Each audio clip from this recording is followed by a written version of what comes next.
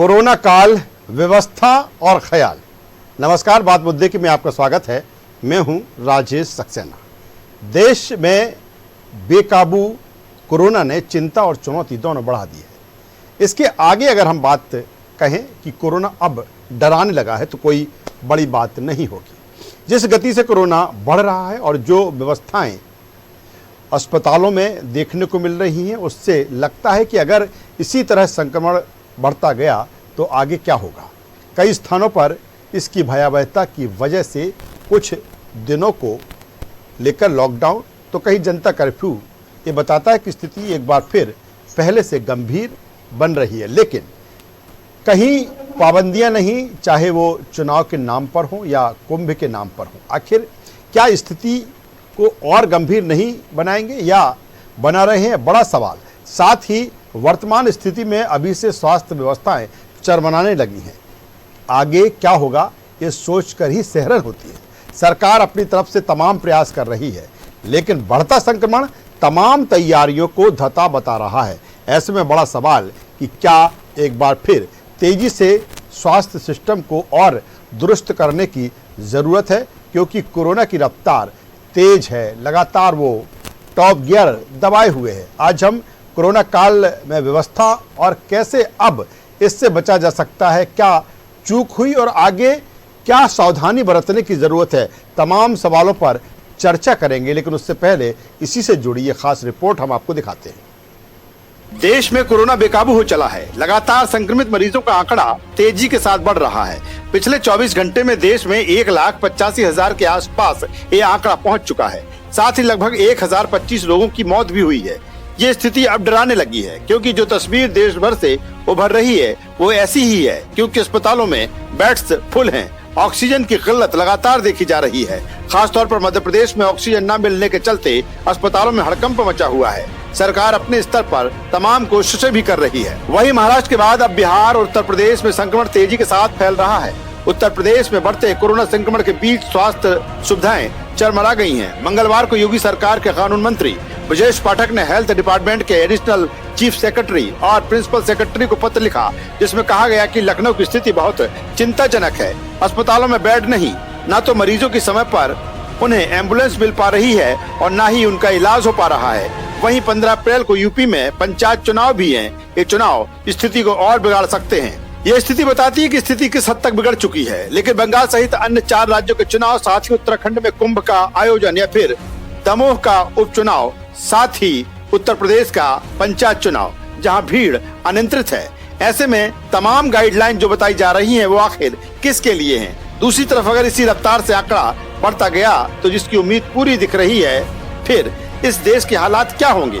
क्या स्वास्थ्य व्यवस्था को लेकर अब उसी तेजी के साथ काम करने की जरूरत है जिस रफ्तार से कोरोना बढ़ा है, या फिर लॉकडाउन इसका विकल्प है। साथ ही क्या हमने समय रहते सबक नहीं लिया, या फिर सरकार का गणित इसको लेकर गड़बड़ा गया। अब तमाम सवाल एक साथ उठ रहे हैं। News world desk. तो तमाम सवाल एक साथ उठ रहे हैं। लगातार बढ़ता हुआ कोरोना डरा रहा है पूरे देश में। अगर पिछले 24 घंटों की बात करें तो 1,85,000, मध्य प्रदेश में 9,000 के आसपास, पूरे देश में 1,050 के आसपास मौतें, मध्य प्रदेश में 40 से ज़्यादा। ये सरकारी आंकड़े हैं। लेकिन जिस तरह की तस्वीरें देखने को मिल रही हैं, स्थिति कहीं उससे भी ज़्यादा भयावह है। महाराष्ट्र लगातार हॉटस्पॉट बना हुआ है। इसके अलावा अगर हम बात करें तो बिहार और उत्तर प्रदेश में भी तेज़ी के साथ जो कोरोना का संक्रमण है वो बढ़ रहा है। और यही कारण है कि वहाँ के स्वास्थ्य मंत्री को, यूपी के स्वास्थ्य मंत्री को पत्र भी लिखना पड़ा, एडिशनल सेक्रेटरी और चीफ सेक्रेटरी को। आप समझ सकते हैं कि स्थिति आखिर क्या है। सरकार में बैठे जो नुमाइंदे हैं, जिनके कंधों पर प्रदेश का भार है, अब वो भी चिंतित हैं। मध्य प्रदेश में जिस तरह की तस्वीरें हैं, कहीं ना कहीं वो भी डरा रही हैं। लगातार जिस तरह से देखा गया, भोपाल की ही अगर हम बात करें तो भोपाल में बीते कल देखा जाए तो जिस तरह से ऑक्सीजन की कमी, जिस तरह से बेड्स की कमी, हालांकि सरकार तमाम कोशिशें कर रही है स्थिति को संभालने को लेकर, लेकिन गति बहुत तेज़ है और उस गति से कह सकते हैं कि जो स्वास्थ्य सुविधाएं हैं वो नहीं हैं। सरकार जिस हिसाब से संक्रमण बढ़ रहा है उस हिसाब से व्यवस्थाएं भी लगातार जुटाने की कोशिश कर रही है, लेकिन यहाँ सोचने और समझने वाली बात ये कि इसी रफ्तार से अगर कोरोना बढ़ता रहा और कहीं 1 से 1.5 महीने जिस तरह से उम्मीद जताई जा रही है यही रफ्तार रही तो आखिर आगे किस तरह के हालात बनेंगे ये समझने की ज़रूरत है। हमारे साथ में कांग्रेस के नेता प्रवक्ता संदीप सबलोग जी जुड़ रहे हैं। संदीप जी, स्वागत करता हूं मैं आपका। और मामला गंभीर है, लगातार जिस तरह से कोरोना का संक्रमण बढ़ रहा है, जो हम बात करते हैं कि बेकाबू कोरोना की जो रफ्तार है वो डरा रही है, जिस तरह के दृश्य हमें देखने को मिल रहे हैं वो डरा रहे हैं। इन सब के बीच में आपको क्या लगता है कि किस स्तर पर जो सारी चीज़ें अभी की हैंडल की जा रही हैं वो ठीक है या फिर किस तरह के सिस्टम की और अभी आवश्यकता है, क्योंकि जो कोरोना का संक्रमण है जो गति है बहुत तेजी से आगे वो बढ़ रही है, क्या कहेंगे?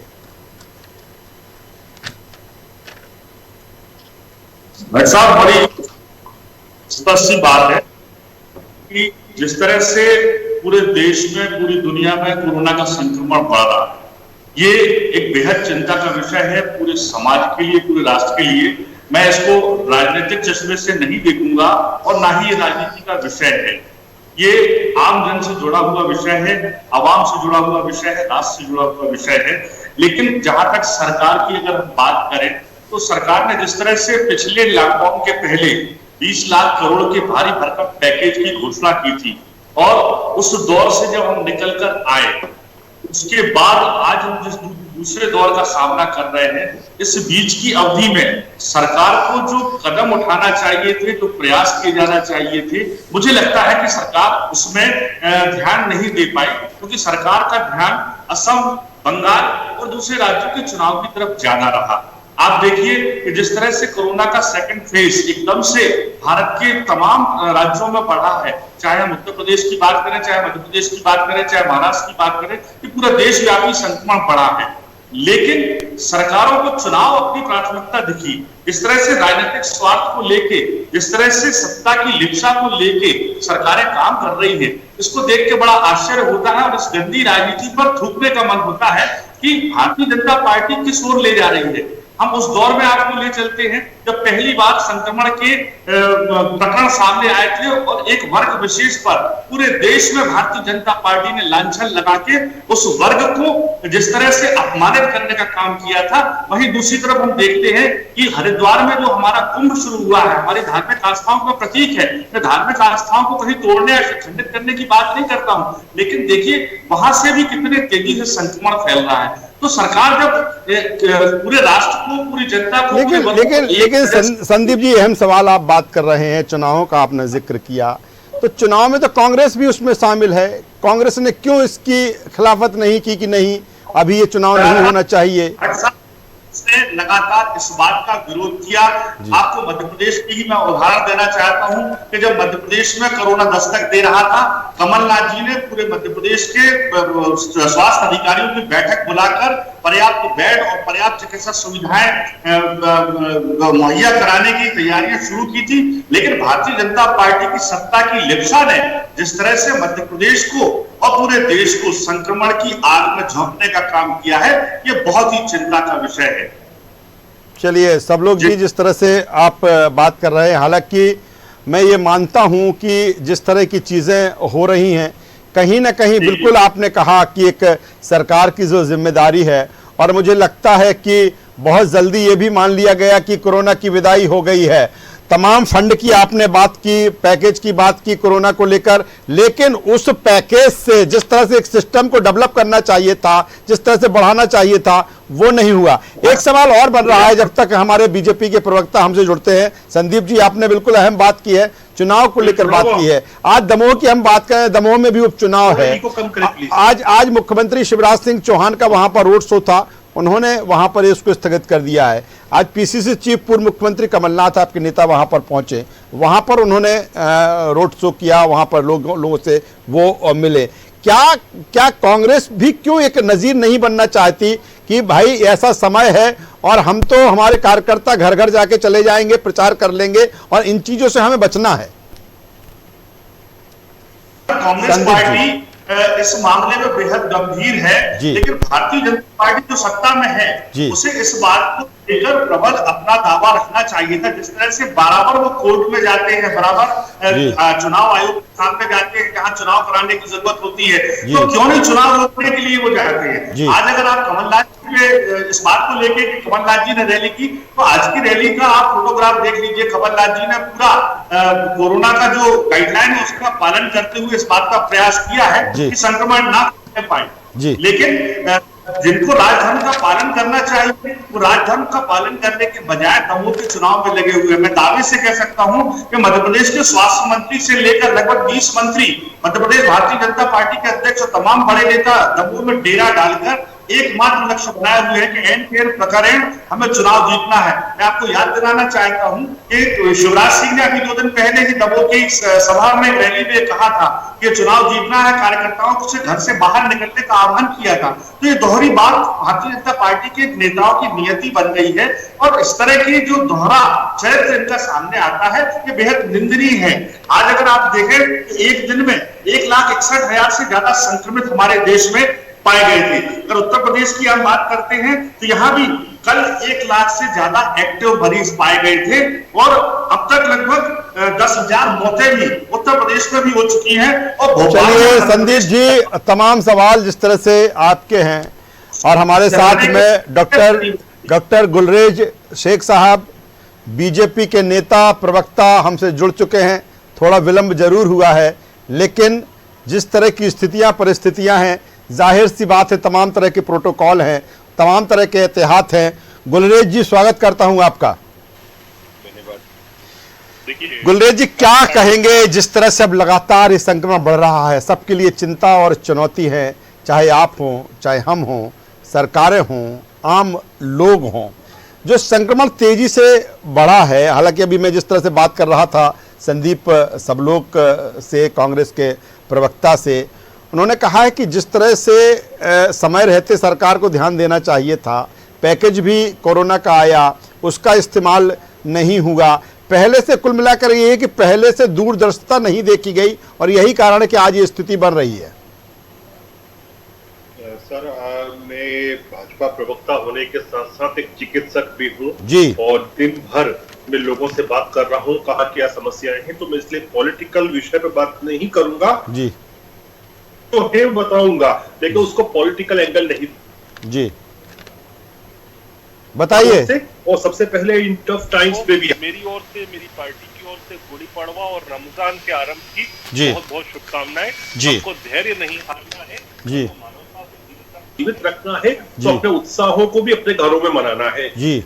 जहां तक समस्याओं का विषय है, चाहे ऑक्सीजन की समस्या हो, चाहे बेड्स की समस्या हो, ये बिल्कुल समस्या है और इसमें कोई दो राय नहीं है और स्वीकार करने की बात है और हम स्वीकार भी करते हैं। लेकिन उसके पीछे के कारण क्या है, आप कारण समझिए कि आज से 15-20 दिन पहले आप स्थिति को देखते तो स्थिति का जो ग्राफ था वो लेवल होता जा रहा था, लेकिन ये जो मुझे लगता है स्ट्रेन आई है नई, इतनी रैपिड स्ट्रेन है कि जिससे संसाधन, जिसको कहते हैं ना कि संसाधन की सांसें फूलना, वह स्थिति हो गई है। और ये हमारे यहाँ नहीं हुई है केवल, अभी कुछ महीनों पहले ब्रिटेन की भी यही हालत थी। ब्रिटेन ने लॉकडाउन किया, अपनी 60% जनसंख्या को वैक्सीनेट कर दिया, उसके बावजूद वापस से ये स्ट्रेन शुरू हो गई है, वहां पर भी वापस से स्थितियां खराब होती जा रही है। और वहां का भी जो संसाधन है, जो हेल्थ स्ट्रक्चर है, वो अब सांस लेना शुरू कर रहा है, सांसें फूलना शुरू हो गई है। ये स्थिति हमने कुछ समय पहले न्यूयॉर्क में भी देखी थी। तो ये जो स्ट्रेन्स है ना, ये किस प्रकार की स्ट्रेन्स आ रही है और कितनी जल्दी इनमें म्यूटेशन हो रहा है, अभी ये कह पाना बहुत जल्दबाजी हो जाएगी। क्योंकि आप देखिए ना, 15 दिनों के अंदर यदि इतना चेंजेस आता है तो उसमें आपको साइंटिफिक अप्रोच के साथ देखें तो एक सिस्टम की एक कैपेसिटी होती है कि वह इन्फ्लक्स ऑफ पेशेंट्स को टॉलरेट कर सके। आपके देश में या दुनिया भर में बात करें तो जो जितनी ऑक्सीजन की प्रोडक्शन की कैपेसिटी होती है, यदि उसके रेशो से ज्यादा एकदम से मरीज आना शुरू होगा तो ऑक्सीजन की समस्या होगी। बिल्कुल, काफी गुल्ले जी, काफी अहम बात आप कर रहे हैं।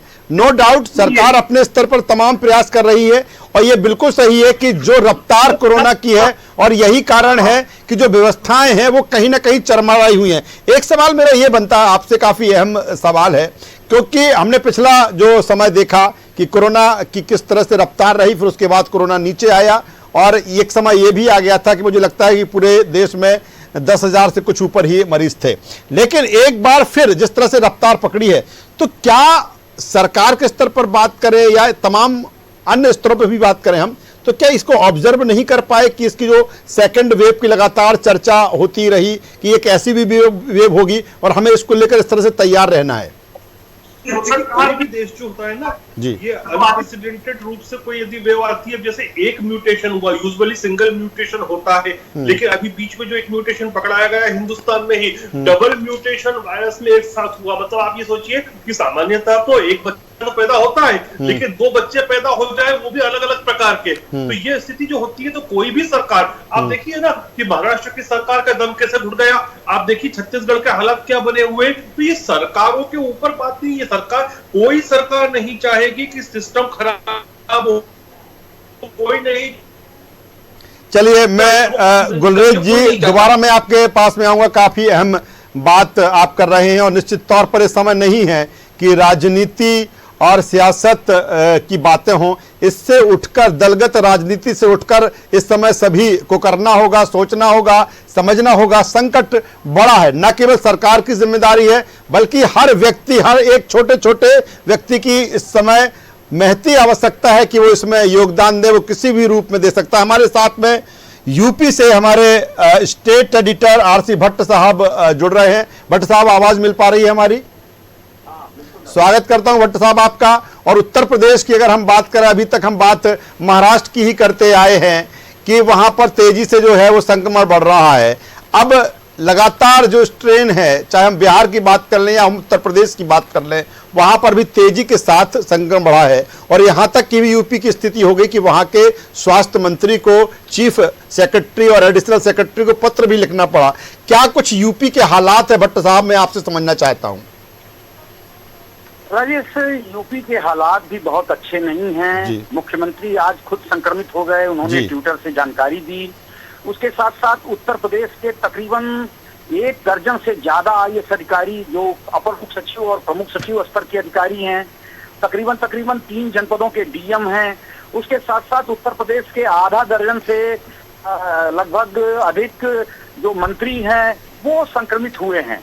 और निश्चित रूप से जिस तरह से आज का अगर आंकड़ा हम देखें तो 20,000 से अधिक मरीज पूरे उत्तर प्रदेश में आए हैं।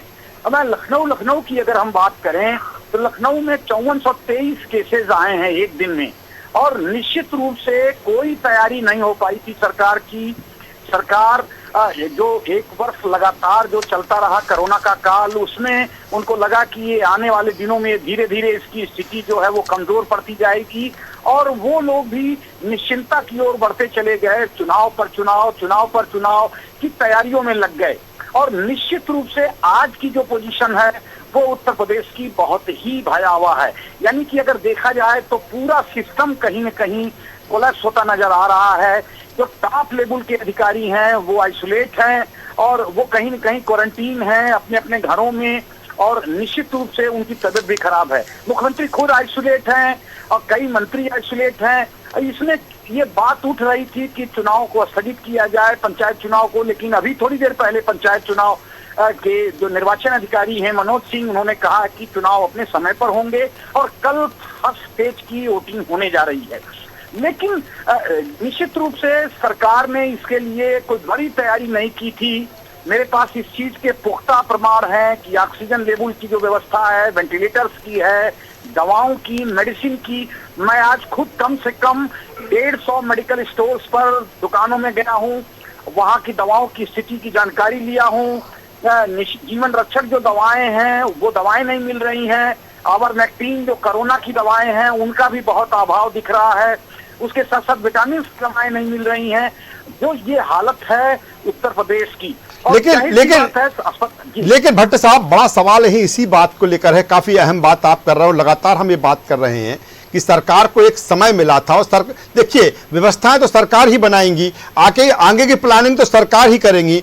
तमाम तरह की गाइडलाइन लोगों के लिए है, लोगों के लिए तमाम तस्वीरें ऐसी भी लगातार मिल रही हैं भट्ट साहब कि अगर कोई बिल्कुल मास्क लगाना चाहिए, 100% मास्क लगाना चाहिए, डिस्टेंसिंग का पालन करना चाहिए, सैनिटाइज करना चाहिए, हाथों को धोना चाहिए। लेकिन ये सब चीजें क्या आम लोगों के बीच में है? तमाम आपने जिक्र इस तरह से पंचायत चुनाव का जिक्र किया, कल वहां पर चुनाव है। आप पड़ोसी राज्य की हम बात करें उत्तराखंड की, जो कभी यूपी का हिस्सा था, वहां पर कुंभ मेला लगा हुआ है। लगातार 5 राज्यों में चुनाव चल रहे हैं, एमपी में भी एक उपचुनाव होना है। तो ऐसी तस्वीरें जो हैं, कहीं ना कहीं एक तरफ ऐसी स्थिति है कि ना ऑक्सीजन की कमी साफ दिख रही है, बेड्स नहीं है, और फिर एक तरफ से लोगों को खुला छोड़ दिया गया है। भट्ट साहब, ऐसे में कैसे इस लड़ाई को लड़ सकते हैं?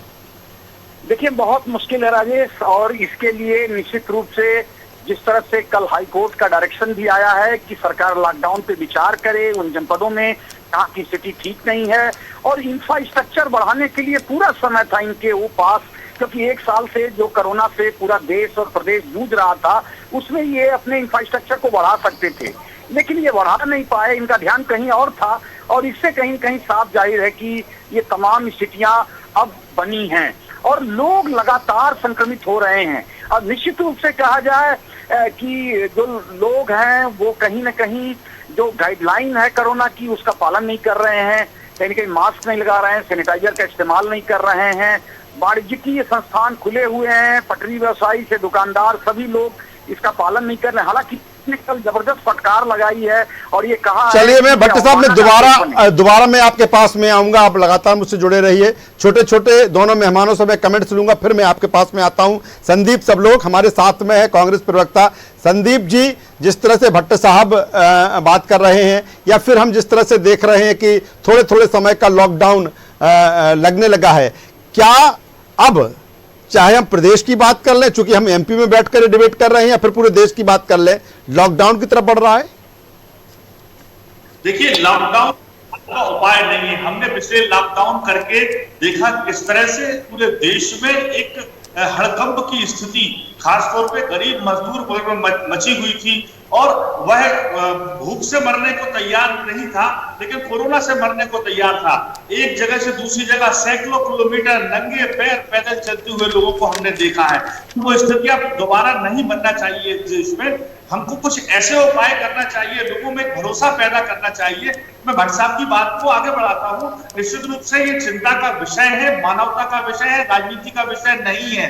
और अगर हम लोगों को बचा पाए तो राष्ट्र को बचा पाएंगे, और राष्ट्र को बचा पाए तब हम राजनीति कर पाएंगे। तो सबसे पहली प्राथमिकता हमें राष्ट्र को बचाने के लिए जनता को बचाना हमारी पहली प्राथमिकता होना चाहिए। जिस तरह से मध्य प्रदेश में हम देख रहे हैं कि पूरे के पूरे अस्पतालों में, पूरे मध्य प्रदेश में लाख दावे कर रहे हैं मुख्यमंत्री शिवराज सिंह जी, लेकिन ये दावे खोखले साबित हो रहे हैं कि ना तो मध्य प्रदेश के अस्पतालों में ऑक्सीजन है, ना मध्य प्रदेश के अस्पतालों में डॉक्टर्स हैं, ना मध्य प्रदेश के अस्पतालों में पलंग की व्यवस्था है। यहाँ तक कि रेमडेसिविर के जो इंजेक्शन जो कोरोना संक्रमण के लिए बहुत उपयोगी माने गए हैं, इनकी कालाबाजारी को रोकने में भी हमारे मध्य प्रदेश की और देश की सरकार विफल साबित हो गई है। चलिए संदीप जी, वक्त की कमी है, छोटे छोटे कमेंट्स लूंगा। हमारे साथ में डॉक्टर गुलरेज शेख लगातार जुड़े हुए हैं। गुलरेज जी, आपका चिकित्सीय जो अनुभव है, मैं संदीप जी, मैं समय कम है, चूंकि मैं चाहता हूं कि दोनों की बात भी आ जाए, क्योंकि दोनों मेहमान थोड़ा देरी से हमारे साथ जुड़े हुए हैं। गुलरेज जी, आपका चिकित्सकीय अनुभव क्या कहता है कि लॉकडाउन जिस तरह से अभी हल्का हल्का लॉकडाउन लगाया जा रहा है, कहीं जनता कर्फ्यू का नाम जैसे भोपाल में दे दिया गया है, क्या इन चीज़ों से कितना इसमें फर्क आएगा, कितनी चेन को तोड़ने में मदद मिलेगी, या फिर एक लंबा लॉकडाउन दिख रहा है आगे?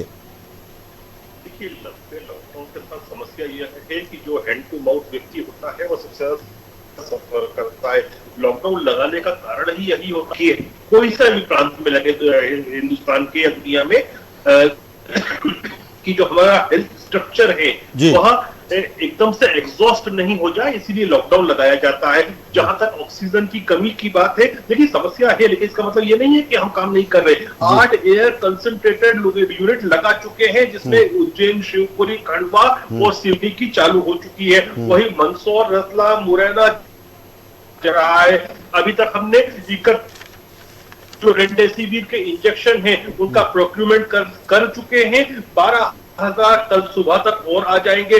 चुनौती है, कल हमको 272 मेट्रिक टन ऑक्सीजन मिल गई थी और आज बढ़कर 280 मेट्रिक टन हमने उपलब्ध कराई है। तो हम कर रहे हैं लगातार, लेकिन आप ये समझिए साइंटिफिकली कि ये जो स्ट्रेन है ये स्ट्रेन इतना रैपिडली क्यों फैल रहा है, क्या परिवर्तन हुआ इस स्ट्रेन में? चलिए गुल्ले जी, एक सवाल और बनता है, एक सवाल और मैं आपसे करूंगा। मैंने छत्तीसगढ़ में जिस तरह से देखा कि तेजी के साथ वहां पर संक्रमण बढ़ा और भूपेश बघेल सरकार ने वहां पर जिस तरह से फैसला किया, एक स्टेडियम को वहां पर पूरा कोविड सेंटर बना दिया गया, तमाम बेड्स की व्यवस्था वहां पर कर दी गई। अब जिस तरह से मध्य प्रदेश की तस्वीरें आ रही हैं, उसमें क्या अब जरूरत है कि ऐसे स्थानों का उपयोग किया जाए, बड़े स्टेडियम्स हैं वहां पर सेंटर्स बनाए जाएं और व्यवस्थाएं हम उस दिन का इंतजार ना करें जब, क्योंकि संक्रमण तेजी से बढ़ रहा है, पहले से अब एडवांस व्यवस्थाएं करने की जरूरत, चाहे बेड्स की बात कर लें या फिर तमाम सिस्टम की बात करें। देखिए, मध्य प्रदेश में स्थिति वैसी नहीं है जो कि छत्तीसगढ़ में है, क्योंकि जो डबल म्यूटेशन का वायरस था वो तो छत्तीसगढ़ में ही प्राप्त हुआ था। तो छत्तीसगढ़ में जो फैलाव है बहुत तेज है, इसलिए वैसी स्थिति नहीं है। लेकिन सभी डिस्ट्रिक्ट मजिस्ट्रेट को ये आदेश दिया गया है, वो प्रतिदिन उनकी मॉनिटरिंग की जा रही है, ऑडिट किया जा रहा है कि आप प्रतिदिन के हिसाब से कितने बेड बढ़ा रहे हैं, सप्ताह के अंत तक कितने बढ़ाएंगे और मंथ के अंत तक कितने बढ़ाएंगे। जहां तक आप छत्तीसगढ़ का पूछ रहे थे, छत्तीसगढ़ की तो आप मुझसे बात ही मत कीजिए। मुख्य छत्तीसगढ़ की हालत खराब है, वो आसाम में बैठे। चलिए, हालात सभी जगह मुझे लगता है खराब है। सीधे भट्ट साहब के पास में आता हूं। आरसी भट्ट साहब, स्टेट एडिटर यूपी, हमारे साथ लगातार जुड़े हैं। भट्ट साहब, जो तमाम सारी चीजें चाहे वो मध्य प्रदेश को लेकर कर रहे हो या छत्तीसगढ़ को लेकर हम कर रहे हो, लेकिन उत्तर प्रदेश में जो आंकड़ा आपने बताया है काफी डराने वाला वो आंकड़ा है। तो क्या अब यूपी में, चूंकि अब सरकार के नुमाइंदे ही पॉजिटिव हो रहे हैं, तब ऐसे में क्या आपको लगता है कि किस तरह की व्यवस्थाओं की तरफ अब यूपी सरकार बढ़ रही है, यूपी का सिस्टम बढ़ रहा है? भट्ट साहब।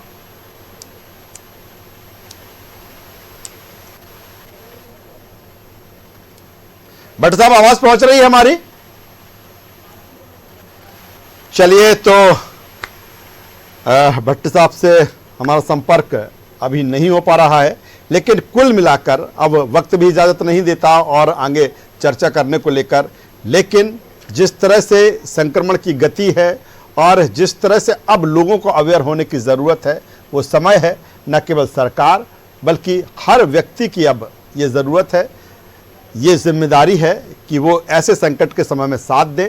इसके लिए जो तमाम तरह की गाइडलाइन है, चाहे मास्क, डिस्टेंसिंग, अपने आप को साफ, हाथों को साफ रखिए। हमारे साथ जुड़ने के लिए डॉक्टर गुलेश शेख साहब आपका, संदीप सबलोक जी आपका और आरसी भट्ट साहब जुड़े थे यूपी से हमारे, उनका भी मैं तीनों मेहमानों का शुक्रिया करूंगा। तो कुल मिलाकर कोरोना काल व्यवस्था पर जो है वो हमें देखना, साथ ही साथ क्या कुछ हमें ख्याल रखना है, कैसे हम स्वयं इससे बच सकते हैं, ये बहुत ज़रूरी अब हो गया है। मैं दर्शकों से यही अपील करूंगा कि ऐसे समय में हम हॉस्पिटल्स की तरफ देखें, अस्पतालों की तरफ देखें, सरकार की तरफ देखें, लेकिन पहले, उससे पहले हमारी भी कहीं ना कहीं एक नैतिक जिम्मेदारी बनती है कि ऐसे समय में हम भी पूरी तरीके से अपना ख्याल रखें, अपने आप को ऑब्जर्व करते रहें, सोशल डिस्टेंसिंग या फिजिकल डिस्टेंसिंग कह लें उसका हम पालन करें। लगातार मास्क आपके मुंह नाक पर होना चाहिए, लगातार हाथों को सैनिटाइज करते रहें, साबुन से या किसी और चीज़ से आप साबुन हाथों को धोते रहिए, क्योंकि बहुत ज़रूरी अब ये हो गया है और हर व्यक्ति, हर एक व्यक्ति की ये जिम्मेदारी है।